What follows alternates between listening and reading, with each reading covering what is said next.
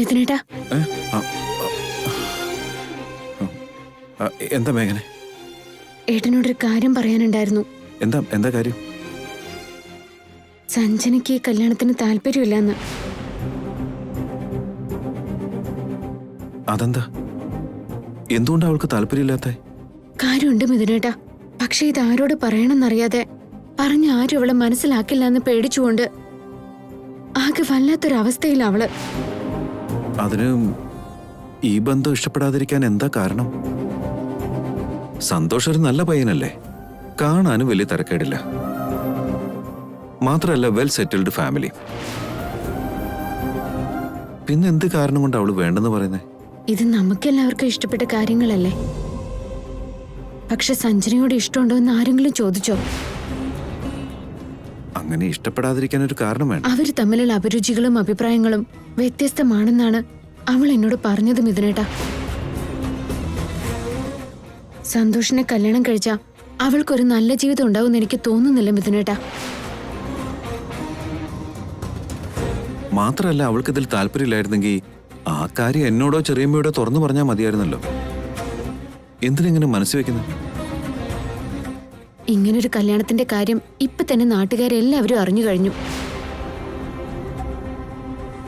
രാജേശ്വരി ആന്റിയുടെ വീട്ടുകാരോട് നമ്മൾ വാക്ക് പറഞ്ഞു ഉറപ്പിച്ചതുമല്ലേ.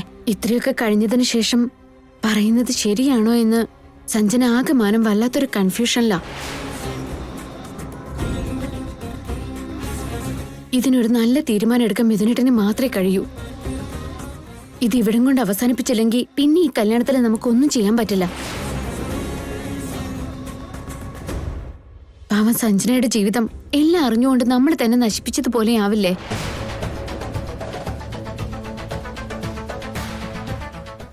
മതി മതി മതിയാക്കടി മേഘനെ. കൊള്ളാലോടി, എന്തൊരു അഭിനയാടി നിന്റേത്.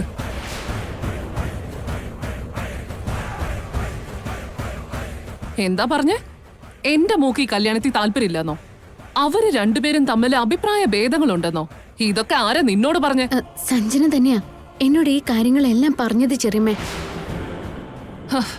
മതി, നിർത്തടി നിന്റെ നാടകം. നിന്റെ ജീവിതം നശിച്ച് നാറാണ കല്ലായതുകൊണ്ട് എല്ലാവരുടെയും ജീവിതം നശിപ്പിക്കാൻ കച്ചകെട്ടി ഇറങ്ങിയിരിക്കുകയാണോ നീ?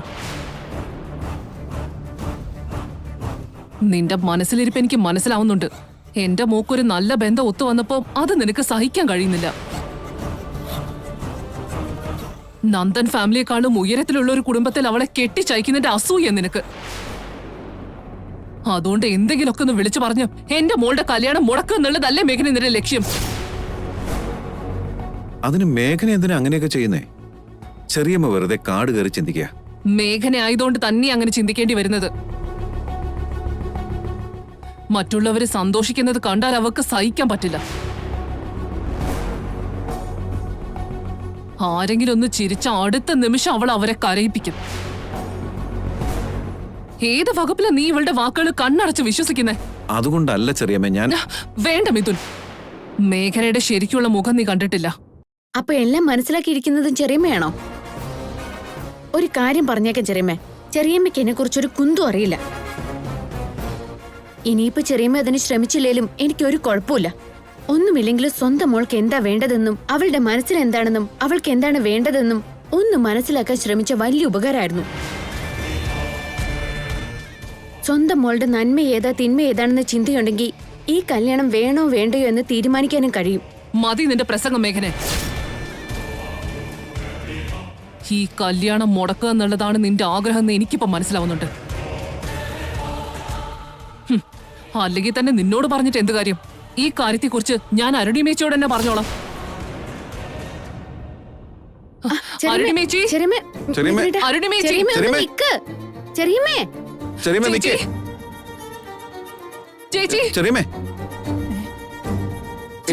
എന്തുപറ്റി പ്രിയമത? എന്തുപറ്റി? എന്തിനാ നീ ബഹളം വെക്കുന്നത്?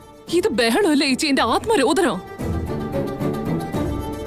അങ്ങനെ ഇവിടെ എന്താ സംഭവിച്ചേ? എന്തിനെ കുറിച്ചാ നീ പറയുന്നേ? നല്ലൊരു വീട്ടിൽ നിന്ന് എന്റെ മോക്കൊരു ആലോചന വന്നപ്പോ അത് മുടക്കാനുള്ള ഒരു വഴി നോക്കുക ഈ മേഘന.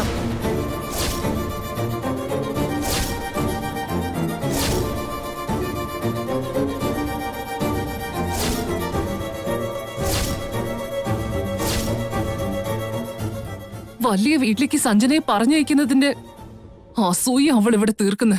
അതിന്റെ ഗൂഢാലോചനയിൽ അവൾ ചെന്ന് മിഥുന്റെ ചെവി കടിക്കായിരുന്നു.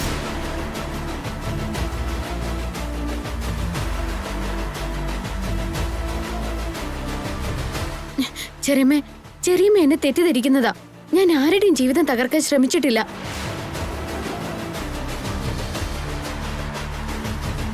പാവ കൊച്ചുകുട്ടിയുടെ ജീവിതം നശിപ്പിച്ചിട്ട് എനിക്ക് എന്ത് കിട്ടാനാ? ഞാൻ പറഞ്ഞതെല്ലാം സത്യമാ. അതിലെ പ്രശ്നങ്ങൾ എന്താണെന്ന് കണ്ടുപിടിച്ച് അത് പരിഹരിക്കാനല്ലേ ശ്രമിക്കേണ്ടത്. എന്താണ് സത്യം? സഞ്ജനയ്ക്ക് ഈ കല്യാണത്തിൽ താല്പര്യമില്ലമ്മേ.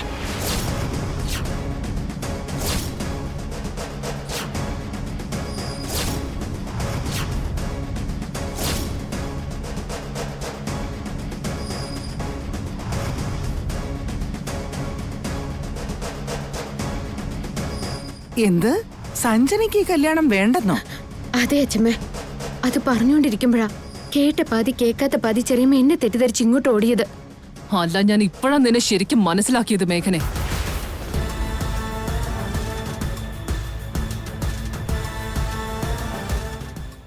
മനസ്സിലെന്തൊക്കെയോ ദുരുദ്വേഷങ്ങളായിട്ടാണ് നീ ഈ കല്യാണം മുടക്കാൻ നോക്കുന്നത്. ഞങ്ങളോടുള്ള പക പോക്കാൻ വേണ്ടി ഈ കല്യാണത്തിൽ നീ മനഃപൂർവ്വം പ്രശ്നങ്ങൾ ഉണ്ടാക്കാൻ നോക്കുക.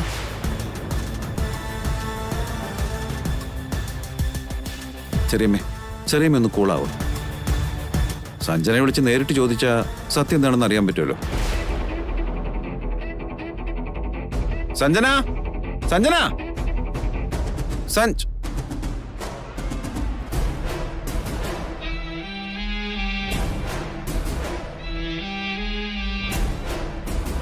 സഞ്ജന വാ. പറ സഞ്ജന, ഈ കല്യാണത്തിന് നിനക്ക് താല്പര്യമില്ലെന്ന് പറ. എല്ലാവരുടെയും നിർബന്ധത്തിന് വഴങ്ങിയതാണെന്നുള്ള സത്യം നീ പറയ്.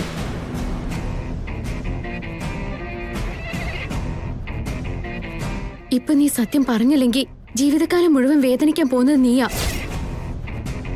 നീ ശബ്ദിക്കരുത് മേഘനെ.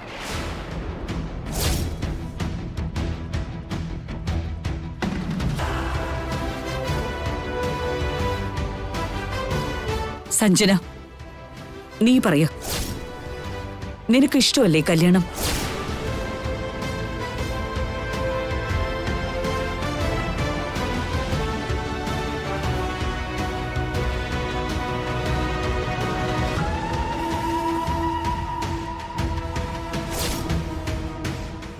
സഞ്ജനെ, എന്താ പ്രശ്നം? നീ ഇങ്ങനെ ഒരു കുലുക്കോ ഇല്ലാണ്ട് നിന്നാ നിന്റെ മനസ്സിലിരിപ്പ് എന്താന്ന് ഞങ്ങൾ എങ്ങനെ അറിയാ?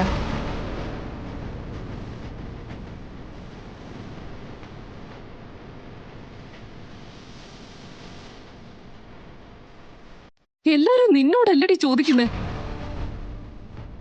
മോളുടെ ഇഷ്ടാനിഷ്ടങ്ങളെ കുറിച്ച് ചിന്തിക്കാണ്ട് കെട്ടിച്ചയക്കാൻ ശ്രമിക്കുന്ന ക്രൂരയായ ഒരു അമ്മയായിട്ട് നീ എല്ലാവരുടെ മുമ്പിൽ എന്നെ ചിത്രീകരിക്കുകയാണോ? പറയ് സഞ്ജന, നീ എന്നോട് പറഞ്ഞ സത്യങ്ങള് ഇവിടെ എല്ലാരോടും തുറന്നു പറ.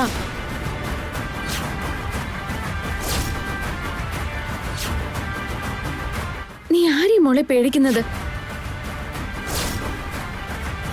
ഇപ്പൊ എടുക്കുന്ന തീരുമാനം നിന്റെ ഒരു ജന്മത്തെ സുഖദുഃഖങ്ങളുടെ ആകത്തുക. ഈ ഒരു നിമിഷം കടന്നു കഴിഞ്ഞാ നിന്റെ ജീവിതം നിന്റെ കയ്യിൽ നിന്ന് വഴുതി പോവും സഞ്ജന.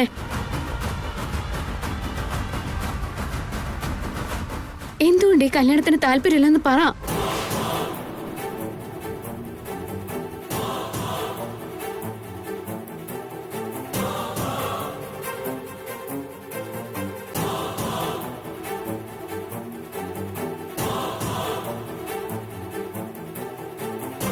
എനിക്ക് ഈ കല്യാണത്തിന് ഇഷ്ടം തന്നെ.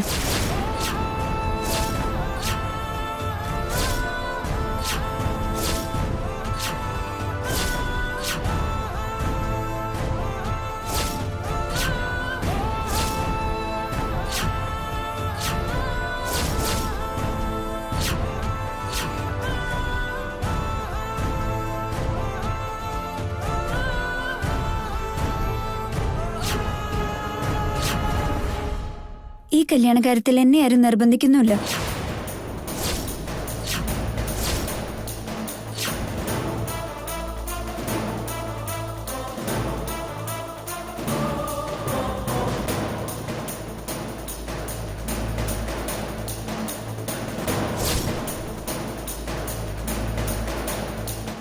എല്ലാരും കേട്ടല്ലോ അല്ലേ? ഇതെല്ലാം മേഘനയുടെ പണിയായിരുന്നു.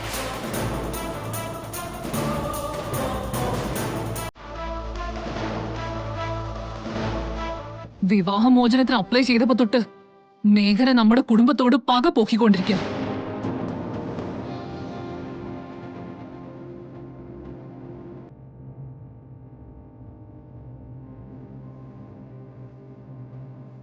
വാശിയും വൈരാഗ്യവും മൂത്ത് നമ്മുടെ കുടുംബത്തെ പാതാളത്തിലേക്ക് ചവിട്ടി താഴ്ത്തുക.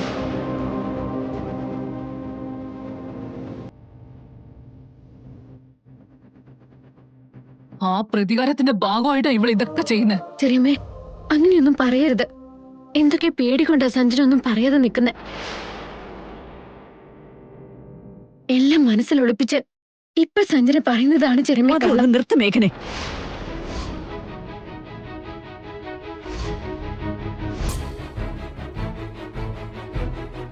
ഇനിയൊന്നും പറയണ്ട. കുറെയായി ഞങ്ങൾ ഇത് കാണുന്നു. വിശ്വസിപ്പിക്കുന്ന തരത്തിൽ ഓരോന്ന് പറഞ്ഞ് ഞങ്ങളെ വിഡ്ഢികളാക്കുന്ന ശ്രമം.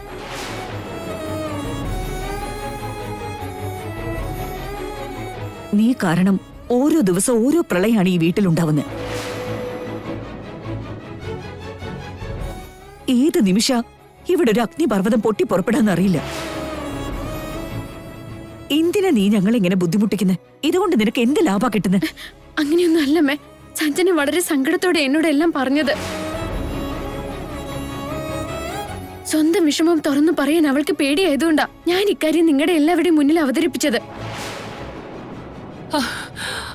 എന്റെ പൊന്ന് തമ്പുരാട്ടി, ഇനി ഒന്ന് നിർത്ത്. സഞ്ജന കൊച്ചുകുട്ടിയാ. വേണ്ടാത്തതൊക്കെ അവളുടെ മനസ്സിൽ കുത്തി നിറച്ച് നീയാ ഈ കല്യാണത്തിൽ നമ്മളെ പിന്തിരിപ്പിക്കുന്നെ. ഇവിടെ ഉള്ളവരെ തമ്മിലടുപ്പിച്ച് ഓരോരുത്തരെയും ഓരോ വഴിക്കാക്കാനാ നിന്റെ ശ്രമം. അത് എന്റെ അടുത്ത് വേണ്ട. ഞാൻ എന്തിനാ ചെറിയമ്മ അങ്ങനെയൊക്കെ ചെയ്യുന്നത്? പിന്നെ നീ ചെയ്യുന്ന എന്താണ് മേഘനെ?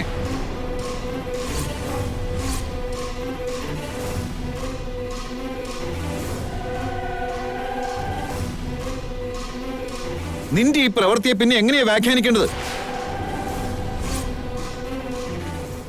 ഉള്ളതില്ലാത്തതുപോലെയും ഇല്ലാത്തതുള്ളതുപോലെയും കഥകൾ ഉണ്ടാക്കി എന്തിനാ നീ ഇങ്ങനെ എല്ലാരെയും പറ്റിക്കാൻ നിൽക്കുന്നേ?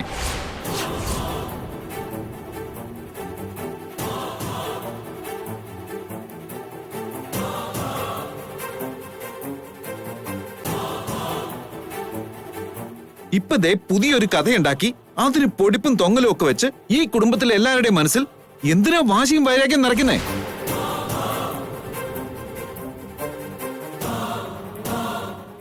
മേഘനയ്ക്ക് പറയാനുള്ളതും കൂടി ഒന്ന് പരിഗണിക്കണം. ഇതിൽ ഇനി എന്താ ഉള്ള ഡാഡ്? നമ്മൾ നല്ലതും ചീത്തയും തിരിച്ചറിഞ്ഞ് അതിലെ തെറ്റും ശരിയും മനസ്സിലാക്കി സഞ്ജനയുടെ കാര്യത്തിൽ ഒരു തീരുമാനം എടുക്കാൻ നമ്മൾ എന്തിനാ അവളുടെ ഉപദേശം കൂടി അന്വേഷിക്കുന്നേ?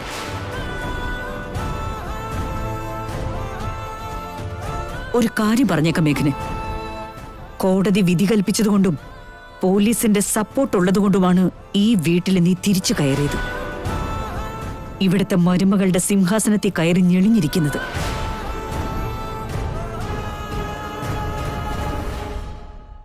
കാലാവധി കഴിയുന്നത് വരെ നീ ആ സ്ഥാനത്ത് കയറി ഇരുന്നോളൂ.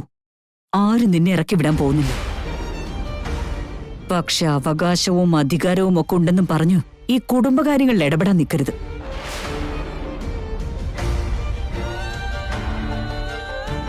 ആന്റി പറഞ്ഞതിൽ ചെറിയൊരു തിരുത്തുണ്ട്. ഒരു കൊച്ചു ലൂപ്പ് ഹോൾ കിട്ടിയാൽ എനിക്ക് അധികാരമുണ്ട്, അവകാശമുണ്ടെന്ന് പറഞ്ഞ് ഇവള് വീണ്ടും എല്ലാ കാര്യത്തിലും ഇടപെടും. അവക്ക് ആവശ്യമില്ലാത്ത കാര്യമാണെങ്കിലും എല്ലാത്തിനും അഭിപ്രായം പറഞ്ഞോണ്ടും വരും. എന്നിട്ട് ഒടുവിലത്തെ ഇതുപോലെ വേണ്ടാത്ത കുറെ കൺഫ്യൂഷൻസും ഉണ്ടാക്കും. ഇവൾ ആന്റി പറഞ്ഞത് അക്ഷരം പ്രതി അനുസരിച്ച് ഇനി അങ്ങോട്ട് ഒന്നിലും ഇടപെടാതെ മാറി നിൽക്കും തോന്നുന്നുണ്ടോ? അവൾ ഇനി മാറി നിന്നേ പറ്റൂ.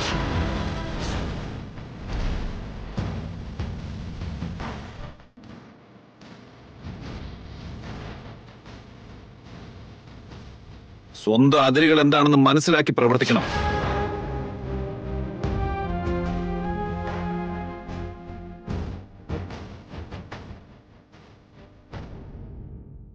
നോക്കുമേക്കനെ,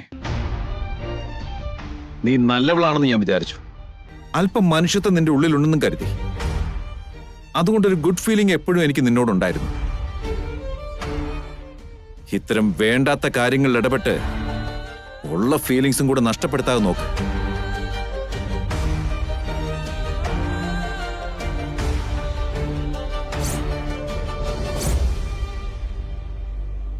വേണ്ടാത്ത കാര്യങ്ങളിൽ അനാവശ്യമായി ഇടപെട്ട് ഇങ്ങനെ ഒരു കുറ്റവാളിയായി മുദ്ര കുത്തപ്പെടാതെ നോക്ക്. മിഥുനേട്ടാ, സത്യങ്ങൾ പലപ്പോഴും നമ്മുടെ കൺമുന്നിൽ തെളിയാൻ ചിലപ്പോ ഒത്തിരി സമയം എടുത്തേക്കും.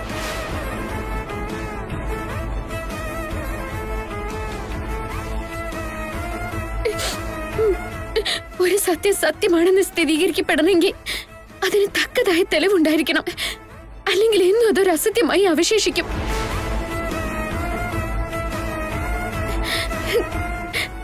അസത്യം എന്ന സാങ്കല്പിക മതിൽ കടന്നു ചെന്നാൽ മാത്രമേ അവിടെ തെളിഞ്ഞു കാണുന്ന സത്യം എന്താണെന്നുള്ളത് മറ്റാർക്കും കാണാനും മനസ്സിലാക്കാനും സാധിക്കുള്ളൂ മിഥുനേട്ടാ.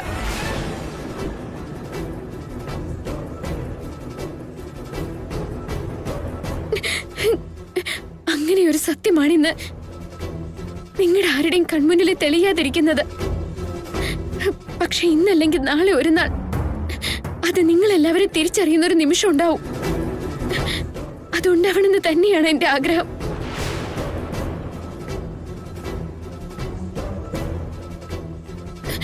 പക്ഷെ അപ്പോഴേക്കും കാലം ഒരുപാട് കടന്നു പോയിരിക്കും. സംഭവിച്ച തെറ്റ് തിരുത്താനുള്ള അവസരം പോലും അപ്പൊ കയ്യിൽ നിന്ന് വഴുതി പോയിട്ടുണ്ടാവും.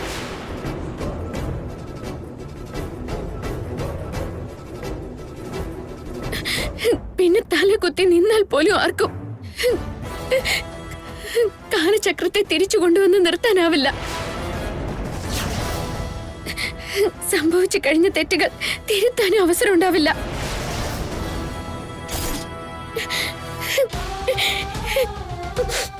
ഈ വാക്കുകൾ അന്ന് നിങ്ങൾ ഓർമ്മിക്കും.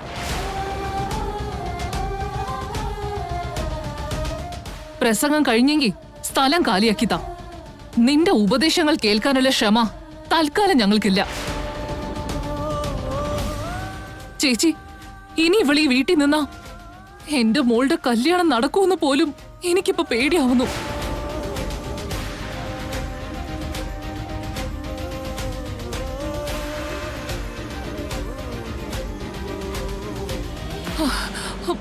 സഞ്ജനയുടെ കല്യാണക്കാരി അവിടെ നിൽക്കട്ടെ.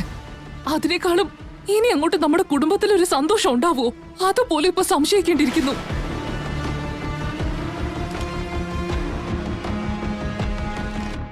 കഴിയുന്നത്രയും പെട്ടെന്ന് ഈ മേഘനയെ വീട്ടിൽ നിന്ന് അടിച്ചു പുറത്താക്കിയാല് നമുക്ക് ഇനി സമാധാനം കിട്ടൂ.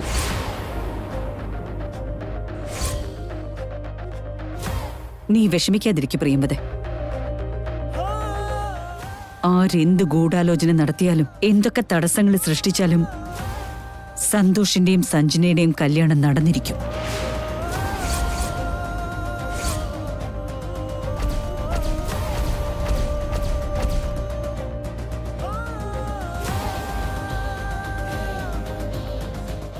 നമ്മൾ അവർക്ക് വാക്ക് കൊടുത്തിട്ടുണ്ടെങ്കിൽ അത് ഉറപ്പായിട്ടും പാലിക്കപ്പെട്ടിരിക്കും. അരുണിമയാണ് പറയുന്നത്.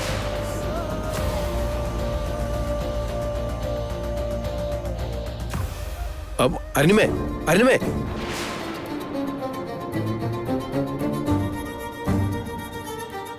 അതെ മേഘനെ,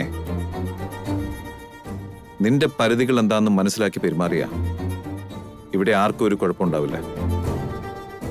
ഇനി ഇത് ആവർത്തിക്കരുത്.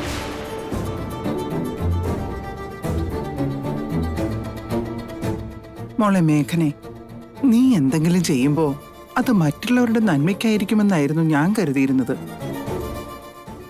പക്ഷെ ആ വിശ്വാസം മുതലെടുത്ത് ഇത്രയും നാള് നീ ഞങ്ങളെ ചതിക്കുകയായിരുന്നോന്ന് ഇപ്പോഴെനിക്കും തോന്നിപ്പോവാ.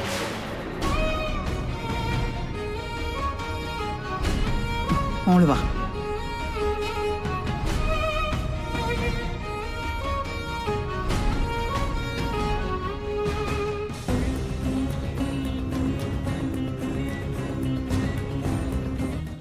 എന്ത് പറയുന്നു മേഘനെ? നീ ഇവിടെ നിൽക്കുന്നിടത്തോളം ആളിവിടെ ഉണ്ടോന്ന് പോലും അറിയാത്ത വിധം കഴിഞ്ഞാൽ നിനക്ക് കൊള്ളാം. അത് വിട്ടിട്ട് ഇവിടെ ഭരിക്കാനാണ് ശ്രമമെങ്കിൽ ആ നാളുകൾ കഴിഞ്ഞു പോയെന്ന് കൂട്ടിക്കോ. ഇനി അങ്ങോട്ട് നീ എത്ര മലക്കം മറിഞ്ഞാലും അത് നടക്കാൻ പോകുന്നില്ല. വെറുതെ വല്ലവരുടെയും വായിലിരിക്കുന്നത് കേൾക്കാന്നേ ഉള്ളൂ.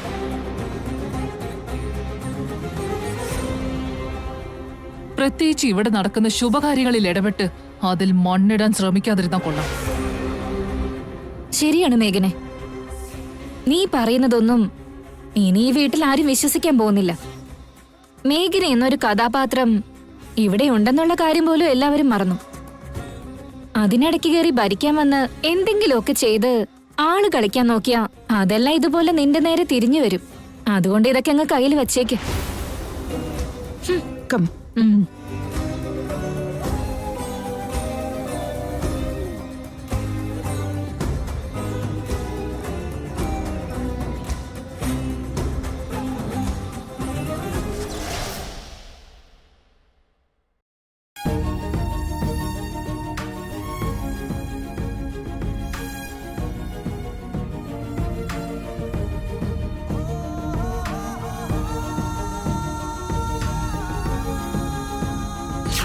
ഉള്ളതില്ലാത്തതുപോലെയും ഇല്ലാത്തത് ഉള്ളതുപോലെയും കഥകൾ ഉണ്ടാക്കി എന്തിനാ നീ ഇങ്ങനെ എല്ലാരെയും പറ്റിക്കാൻ നിൽക്കുന്നേ?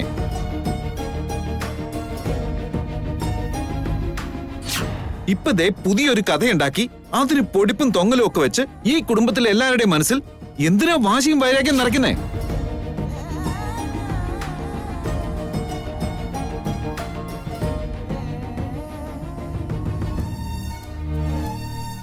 മോളെ മേഘനെ, എന്താ കാര്യം? ഇവിടെയുള്ളവർ നിന്നെ വായി തോന്നിയത് പറഞ്ഞിട്ടും എനിക്ക് എതിർക്കാൻ കഴിഞ്ഞില്ല മോളെ. തിരുത്തി കൊടുക്കാനുള്ള ധൈര്യം ഉണ്ടായില്ല.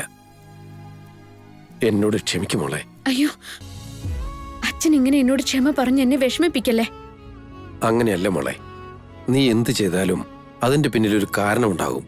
മറ്റുള്ളവരുടെ നന്മയായിരിക്കും അതിന്റെ പുറകിലത്തെ ലക്ഷ്യം. പക്ഷേ എന്താ നടന്നെന്ന് മനസ്സിലാകാതെ യാതൊരു തെളിവും എന്റെ പക്കലില്ലാതെ എനിക്ക് അവരോട് എതിർക്കാനും കഴിയില്ലല്ലോ. അതുകൊണ്ടാണ് ഞാൻ ഒന്നും മിണ്ടാതെ നിന്നത്. സോറി മോളെ. എനിക്ക് നല്ല സങ്കടമുണ്ട്. അതൊന്നും സാരമില്ല അച്ഛാ. ഇവിടെ അച്ഛനോട് തെറ്റും ചെയ്തിട്ടില്ലല്ലോ. സത്യത്തിൽ എന്താ മോളെ സംഭവം? സഞ്ജന കല്യാണം വേണ്ടെന്ന് നിന്നോട് പറഞ്ഞിട്ട് മറ്റുള്ളവരുടെ മുമ്പിൽ വെച്ച് എന്തിനത് മാറ്റി പറഞ്ഞത്? താല്പര്യമില്ലാത്തൊരു കല്യാണത്തിന്റെ പേരിൽ സമ്മതം മൂളി മറ്റുള്ളവരുടെ മുമ്പിൽ എന്തിനു അഭിനയിക്കുന്നു? എനിക്കും അതെന്താന്ന് മനസ്സിലാവുന്നില്ല അച്ഛാ. സഞ്ജനയുടെ മനസ്സിൽ മറ്റെന്തോ ഉണ്ട്. ഏതോ ഒരു ശക്തി അവളെ വിലക്കിയിട്ടുണ്ട്. അതുകൊണ്ടാ അവള് വാക്ക് മാറ്റി പറഞ്ഞിട്ടുണ്ടാവുക. മേഘനേട്ടത്തി പറഞ്ഞത് സത്യം. ഞാൻ വാക്ക് മാറ്റി പറഞ്ഞതിന് കാരണമുണ്ട്. എന്റെ ഇഷ്ടാനിഷ്ടങ്ങളെ കുറിച്ച് പറയാതിരിക്കാൻ ഒരു ശക്തി എന്നെ നിർബന്ധിക്കുന്നുണ്ട് ഏട്ടത്തി. എന്താ സഞ്ജന അത്? എന്താ നിനക്ക് പറ്റിയത്? എല്ലാരുടെ മുന്നിൽ വെച്ച് നീ വല്ലാതെ പേടിക്കുന്നുണ്ടായിരുന്നു. ഏട്ടത്തി എന്നോട് സംസാരിച്ചു പോയ ശേഷം അതെല്ലാം മറിഞ്ഞിരുന്ന് കേട്ട് മോം എന്റെ അടുത്തേക്ക് വന്നിരുന്നു ഏട്ടത്തി.